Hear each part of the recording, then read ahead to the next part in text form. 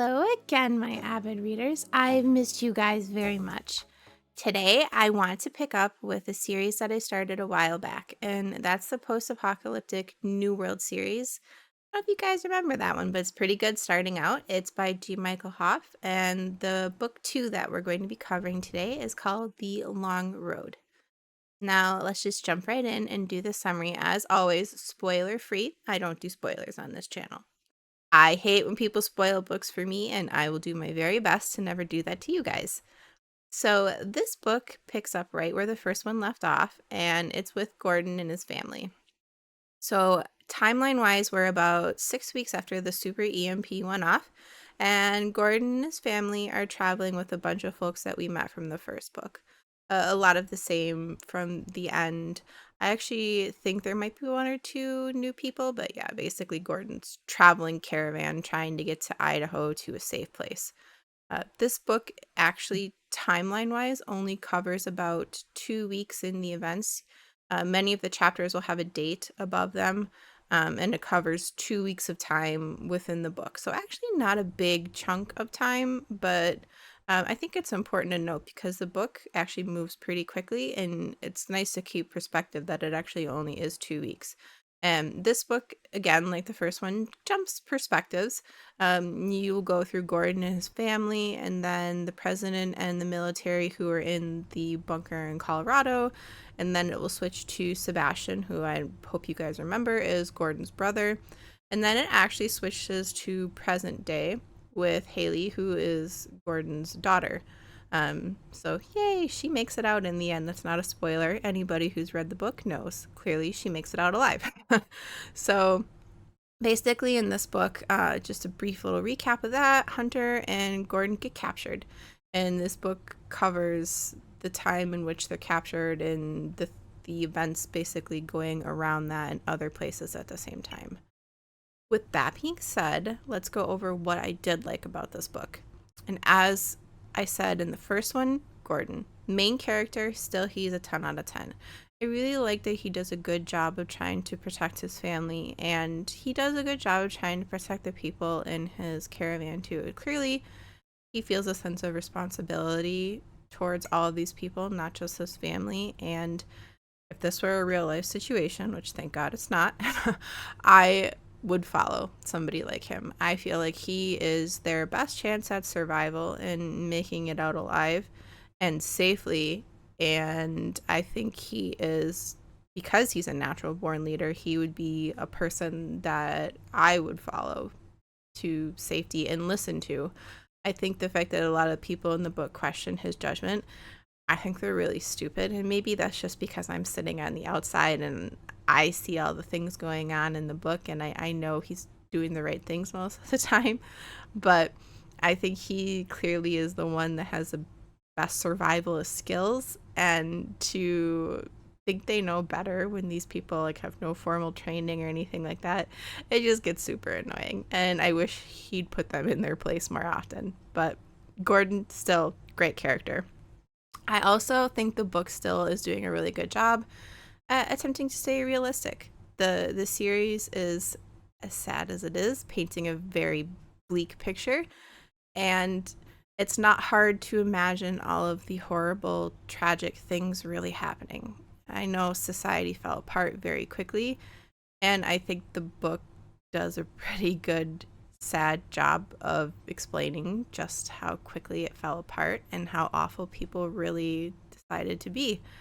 Um, I like that. Even though it's hard to read, it's just hard emotionally. I like that it doesn't get so far-fetched that you can't really imagine it happening. And the last thing is that I like that it continues to keep jumping perspectives. I like being able to follow the perspectives of all of the characters, not just centralizing on Gordon. It's nice to be able to see the perspective from the military and all of the horrible, awful mistakes that they're making, and then getting the perspective from his brother Sebastian, and then you're also jumping to Gordon and other people in the caravan, and then you're also jumping to that group of the Villistas who were in California and in Mexico.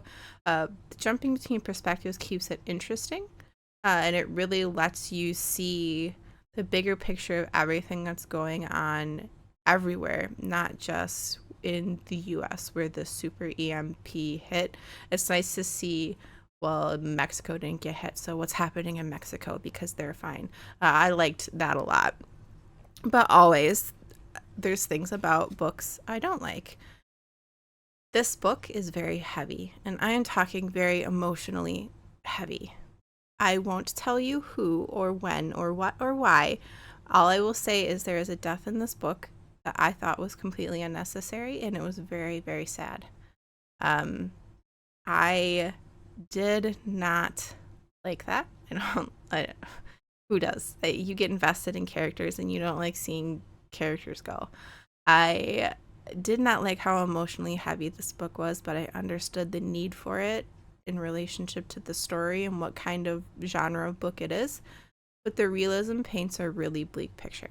There's one part in the book where they're talking about, and I'm talking about the military people here, are talking about the number of people starving, and it's in the millions, and how there's nothing they can do about it, and they're basically cutting off entire portions of the country and saying everybody on the East Coast is a loss. And 50% of the country starved within the first 2 weeks, and things like that. I'm just throwing out a number. That's not the actual number they gave, but it was a number that dramatic. And also to see in the book how quickly people turned on each other and resorted to violence. And I know some of that's survivalist and you need to do what you need to do to survive. I get that. But to just read about how quickly society fell apart was really, really sad. Really, really hard to read. And lastly, too, and this isn't really about content per se, but just the type of book that it is, I don't care for transition books much. And when I'm talking about a transition book, I'm talking about, like, you guys know what it is, a book where it's maybe 3 books in a series or 4 books in a series, and there's just that one book in the middle. Doesn't really have a whole lot of action. It's just clearly a book to get you from book 1 to book 3. This is that kind of book. This book was clearly a transition book, adding in plot and backstory and things like that to get you to the next book. I kind of hate books like that, but I understand the need for them, especially in a book series like this, where it is 7 books long.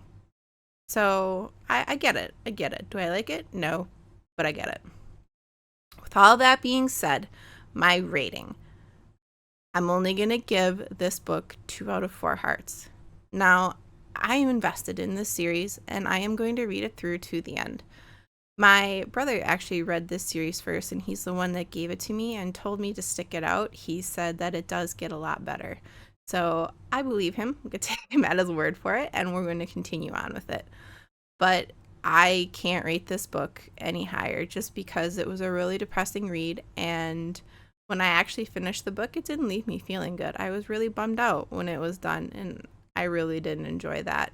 But I understood the need for the plot and the storyline as a whole for this type of post-apocalyptic book and to move on to the next one.